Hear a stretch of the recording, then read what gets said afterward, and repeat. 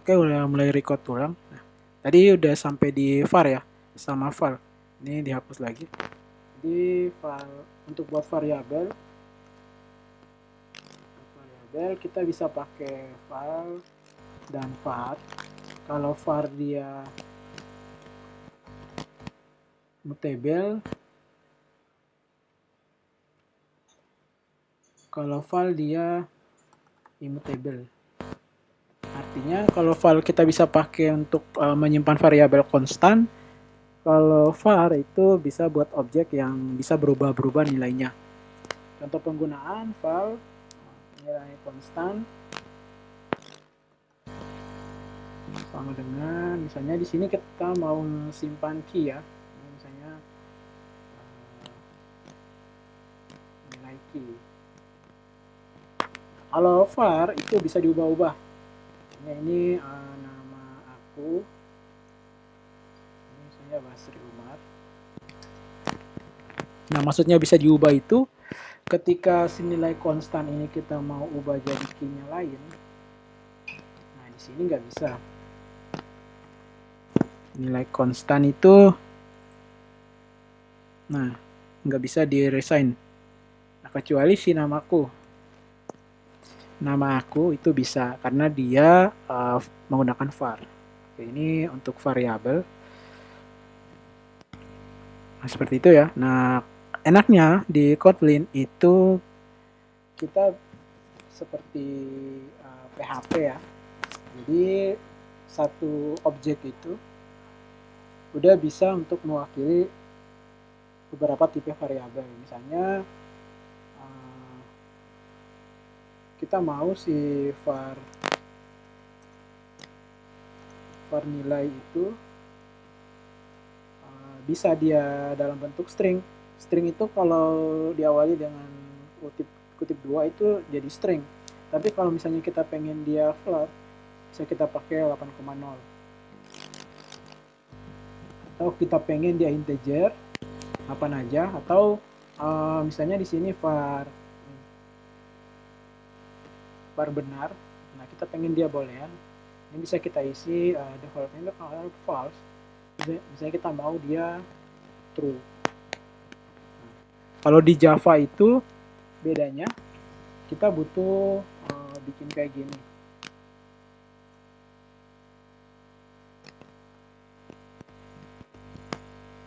Pakai titik koma. Nah, ini beda di Java. Kita butuh tentuin dulu objeknya itu tipe datanya apa, baru kita mau beri nama. Nah, kalau di Kotlin enaknya kayak gini. Kemudian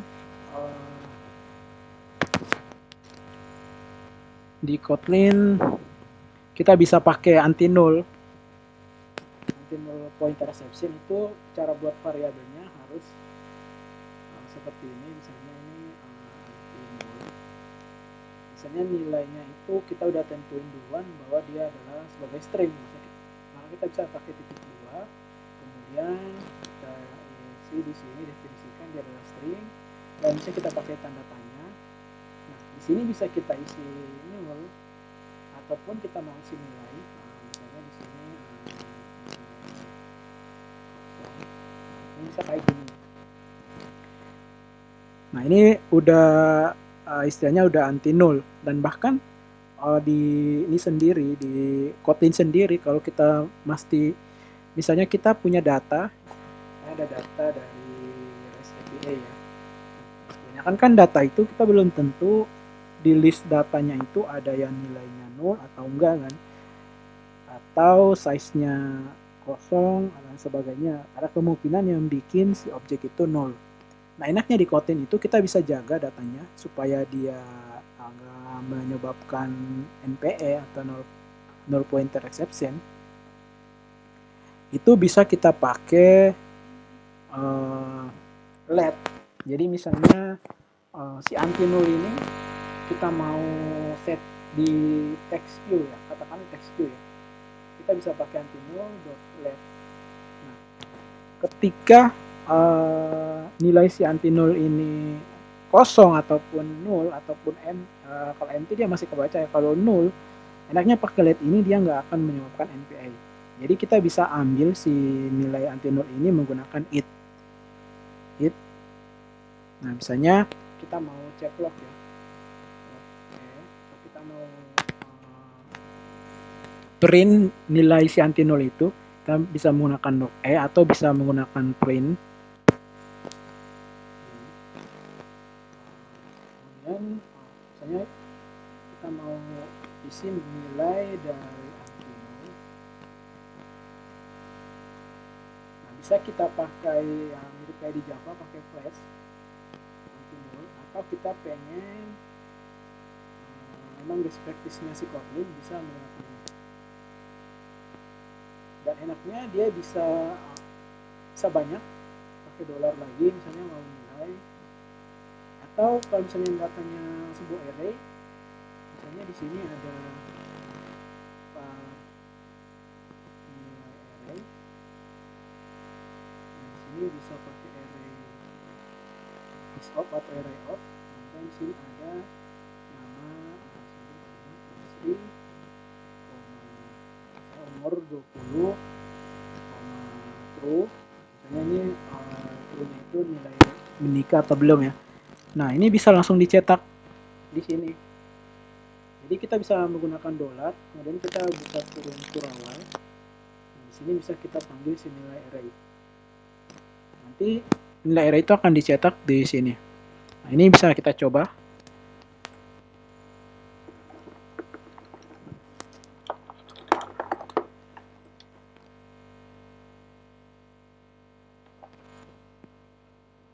Saya mau langsung coba di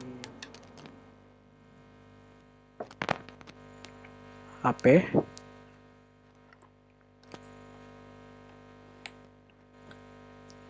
Jadi di Kotlin kita bisa menggunakan log untuk mencetak nilainya. Hanya kita pakai log E, ini bisa macam-macam ya. Log E, log V, log I, dan lain sebagainya.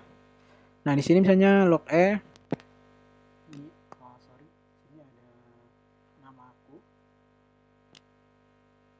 Kita mau cetak si nama aku. Nah, ini bisa pakai log E atau pakai print atau pakai print line juga bisa. Ini bebas ya. Ini salah satu cara untuk debugging. Jadi kita kan ada materi debugging. Nah, ini bisa kita pakai. Mau pakai log ataupun mau pakai print line, atau nanti kita akan belajar juga debugging yang udah ada fiturnya di Android Studio. Jadi udah enak. Nah, ini bisa kita langsung running.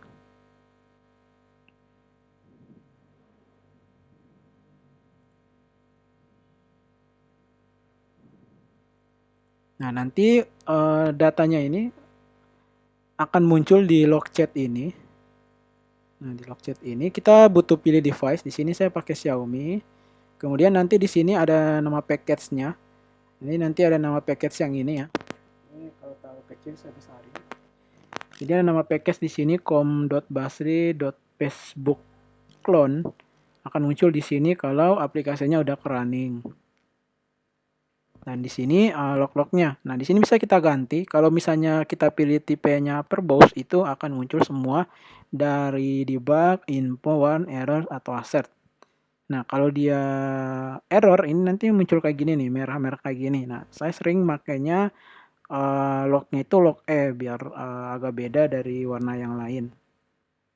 Tapi teman-teman bisa memfilter dia, misalnya kita udah beri nama di sini tag ya.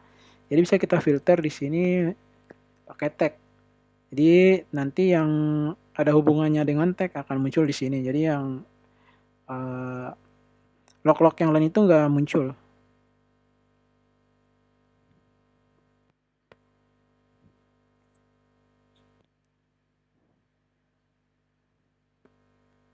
Nah, di sini ada log E ya, karena di sini log E-nya pakai tag. Jadi cuma log E aja yang muncul. Nah, misalnya kita mau si nilai juga ini ada tag-nya. Ini bisa kita refresh.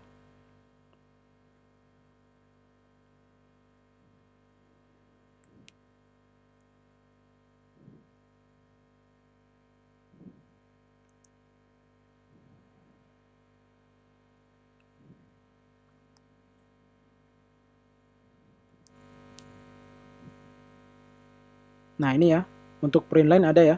Ini tag nilai dari anti 008. Nah, di sini ada nilai. Karena kita mencetak nilai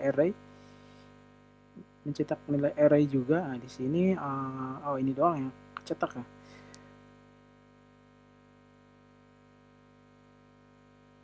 Oke, coba kita ini get. Misalnya kita pengen cetaknya itu indeks ke 0. Nah, karena di sini ada tiga indeks ya sebenarnya ya. Karena array itu mulai dari 0, maka yang kita bisa cetak itu kalau 0 itu nilainya si Basri, kemudian 1, 20 dan indeks kedua itu true. Nah, ini coba kita ini lagi running.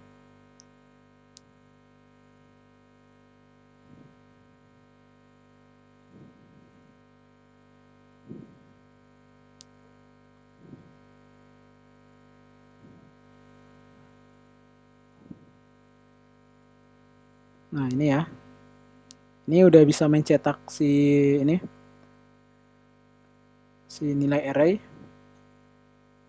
Nah, di enaknya di Kotlin itu bisa mencampur tipe data di dalam array. Kalau di Java itu kalau misalnya dia array-nya string itu nilainya string semua.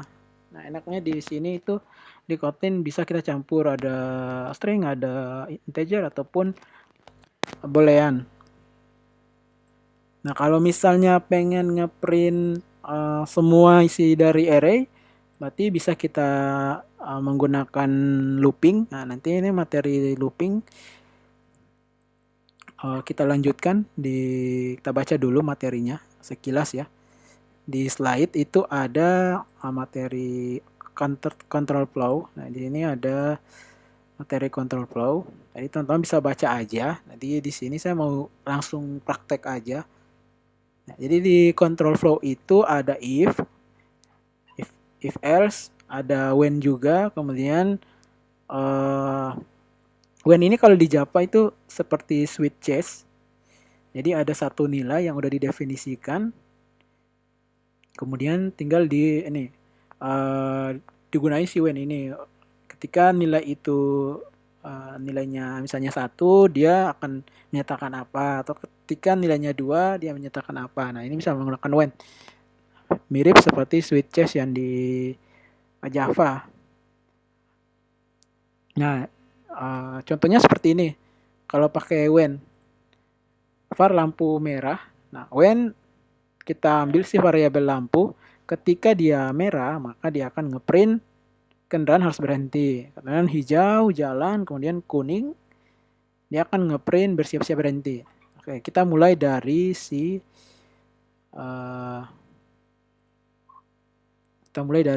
if else ya.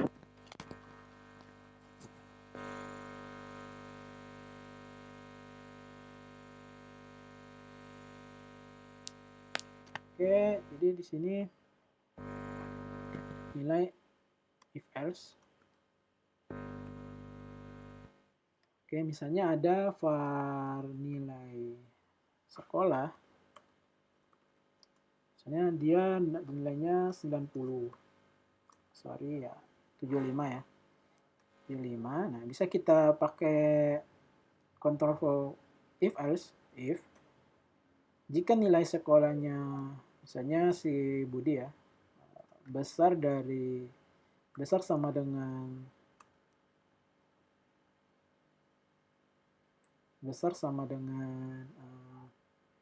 katakannya 70, maka kita bisa buat pernyataannya di dalam kurung kurawal.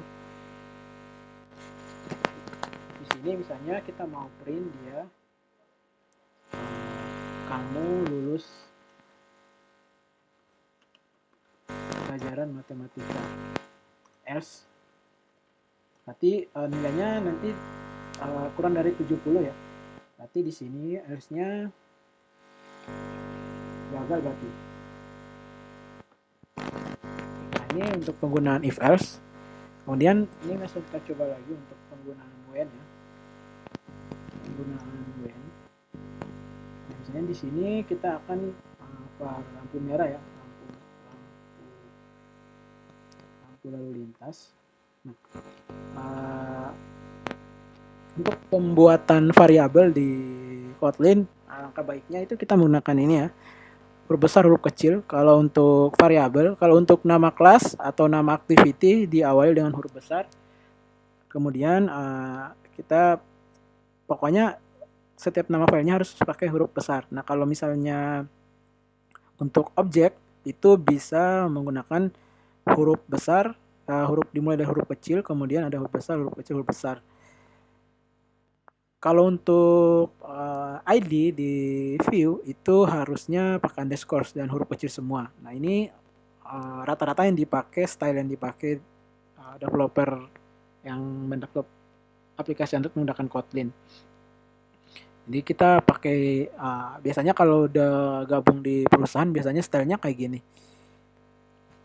Kemudian ini lampu lalu lintas, misalnya kita pakai string ya, merah, pakai huruf besar berarti. Jadi kalau kita pakai when, si objek lampu lalu lintas ini bisa kita isi di dalam when ini, lampu lalu lintas. Jadi nanti dia akan mengenali nilai yang ada di lampu lalu lintas. Kemudian kita turun ke awal. Nah, di sini bisa kita pakai string juga karena nilainya string. Maka di sini misalnya kalau dia hijau, jadi kita bisa print line, print jalan terus.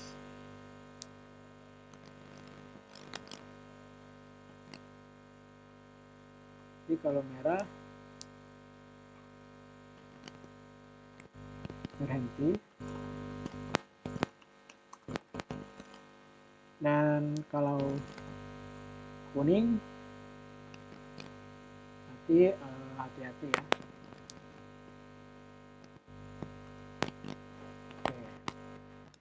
Nah, ini kita coba running.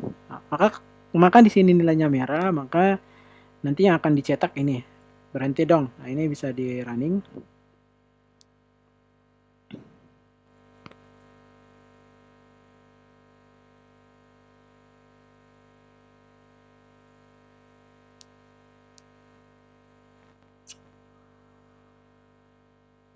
Oke, kita lihat log chatnya.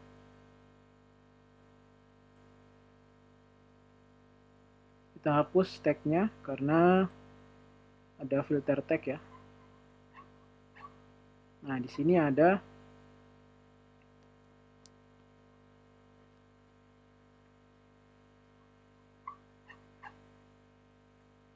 coba kita cari berhenti.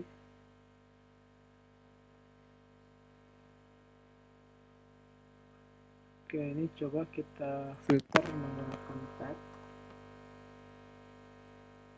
Ini juga tag.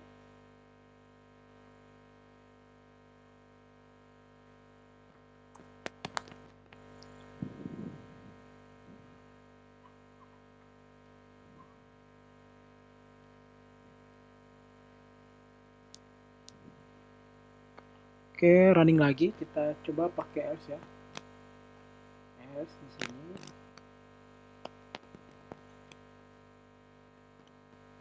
Jadi kalau else-nya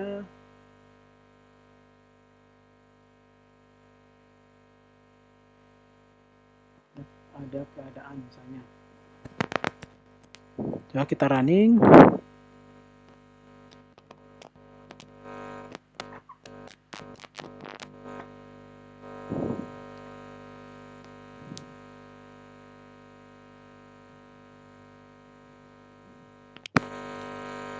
Dari tag.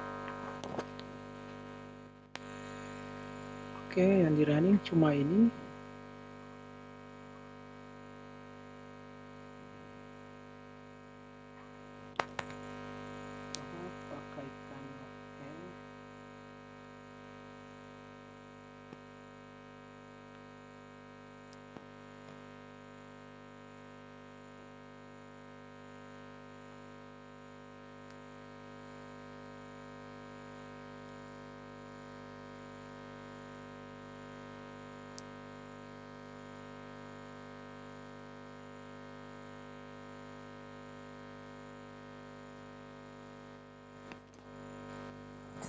Oke, running lagi.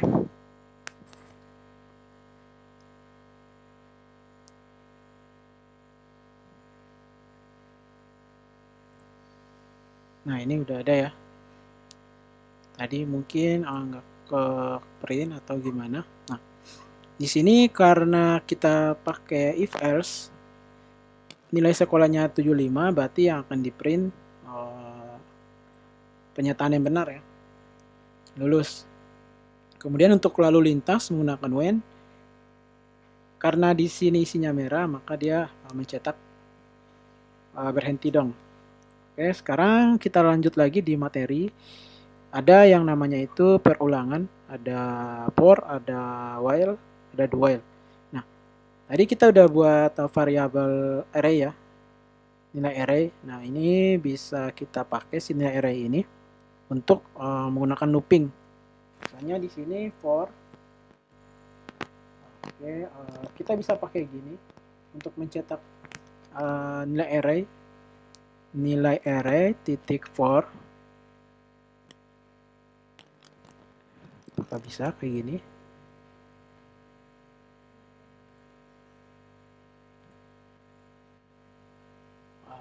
Biasanya kalau dia sebuah array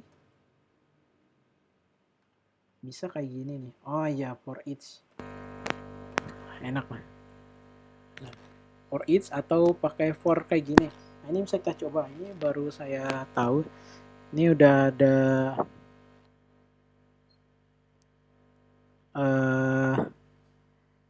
apa namanya, autocomplete-nya. Ini bisa kita coba dulu. Apakah dia bisa mencetak? Sini berarti nilai array. Kita coba cetak, kita ambil si it ya. Di sini juga kita akan ambil si item.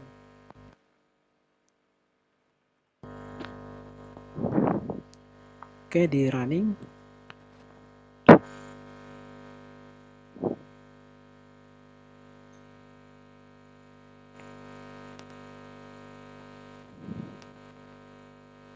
Nggak error. Nah, di sini bisa ya. Pertama, nilai array Bastri 20 true. Kita menggunakan for each. Ini. Perulangan for. Atau pakai kayak gini, for item, kemudian ini ya, default dari Android Studio. IT dalam kurung comparable, boolean dan sebagainya, itu sebenarnya nggak perlu ditulis, itu udah default dalam Studio. Langsung aja nilai array.forEach dalam kurung awal dibuka dan ditutup dan tinggal diisi nilainya. Nah, kemudian bisa pakai for. Nah, ini for ini biasanya di Java saya nggak salah yang kayak gini, for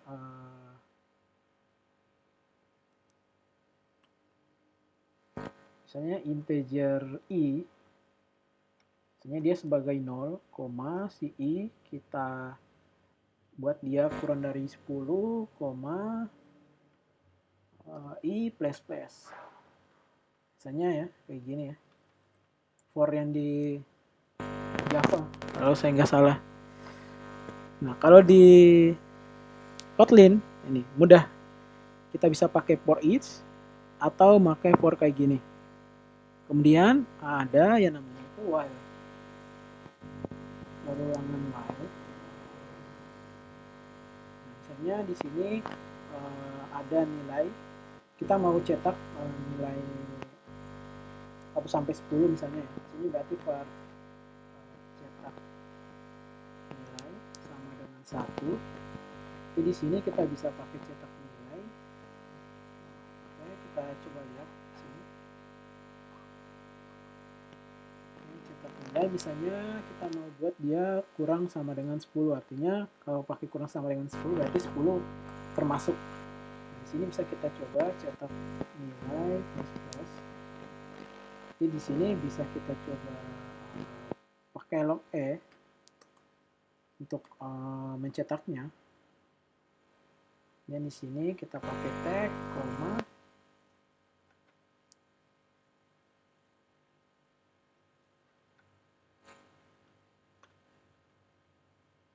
Sini bisa kita pakai underscore.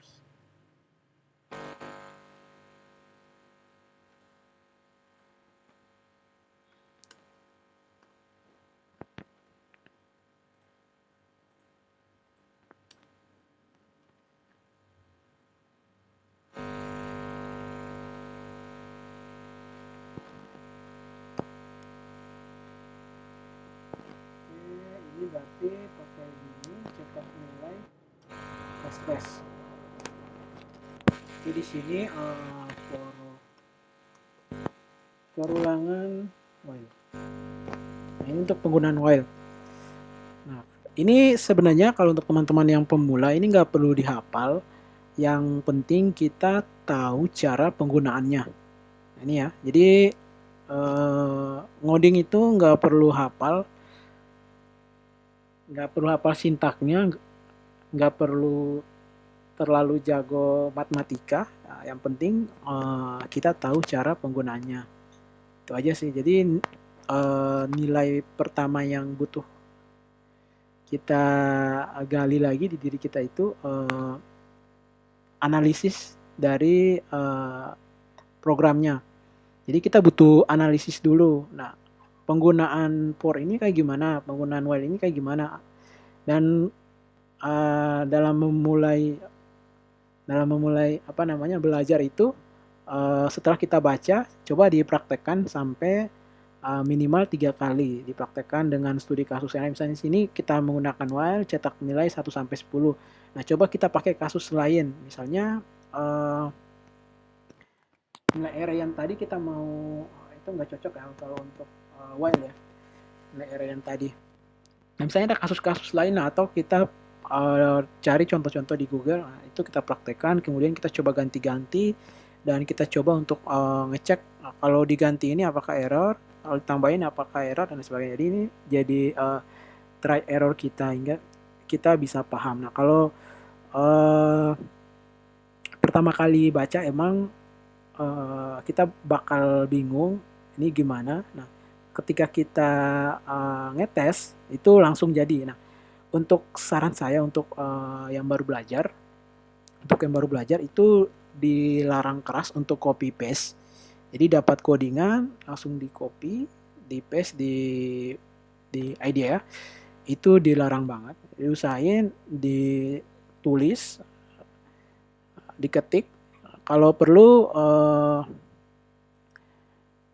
window-nya itu dibagi dua. Jadi satu, kalau misalnya kita nggak ada device display yang lain, ini kita bagi dua aja. Kemudian satu contoh, satu codingan kita. Nggak perlu ngehafal. Ini nggak perlu dihafal.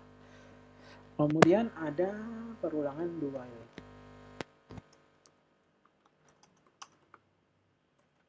Ini sini par nilai dual. Nah, di sini ada contohnya ya. Misalnya berarti sama dengan satu kayak si while tadi sebenarnya penggunaannya. While itu di bawah, berarti di sini duanya itu do. Nah, pakai do while ini sebenarnya do itu isinya pernyataannya, kemudian while-nya itu kondisinya. Nah, kalau pakai while itu kondisinya, kemudian pernyataannya di dalam. Nah, kalau pakai do while itu, do itu pernyataannya. Misalnya di sini kita mau ngeprint, nah pakai log aja ya. Perulangan do while. Di sini nilai do while ya. Nah, kemudian kita mau pernyataan ini kita mau buat apa? Nah, bisa kita isi di sini di while. Misalnya nilai do while itu kita mau dia kurang sama dengan misalnya 5 aja ya. Nah, begini. Jadi nanti dia akan mencetak nilai do while ini dari 1 sampai 5. Oke, ini coba kita running.